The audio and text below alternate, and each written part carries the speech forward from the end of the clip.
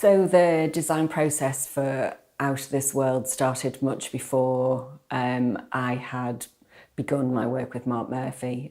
He had already in his head visualised how this world needed to be, and my job was to work alongside Mark, drawing out all that information and making sure that the design facilitated the needs of Ariel, of the set, of the riggers, for lighting for Lizzie Powell, for sound for Nathaniel Reid, for all the different elements that needed to work together. And that's why it was such a collaborative piece. I've worked for many years with Mark, realising his creative ideas that he concocts in his imaginative brain, and they can range from theatre productions to large-scale outdoor events. For example, the opening ceremony for Turku for the Capital Culture, and the closing ceremony for the Commonwealth Games.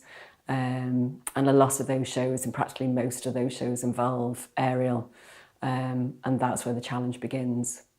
Mark had already done some quite intensive development in Buenos Aires with Joseph Traynor and Simone Jenkinson, who run a company called Cuerda Productions, working with all the physical Ariel, not only just the human aerialists, but also the furniture and any other scenic elements that flew in the show.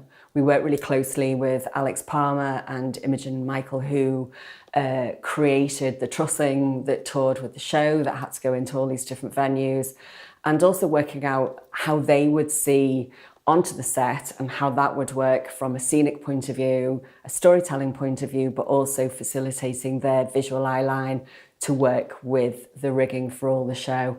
And that was quite a challenge. We had an amazing production manager called Chris Hay, and we worked alongside with him and also the builders to make sure that it supported the needs of everybody. The set toured in its own trussing frame and had to work wherever we went. So we were a self-contained unit for lighting, sound, AV, rigging, and also the performers who tell the story in the first place. When designing for Ariel, the creative team needs to be involved at a much earlier stage of the design process from all aspects to make sure that it's right. And technology supports us in this.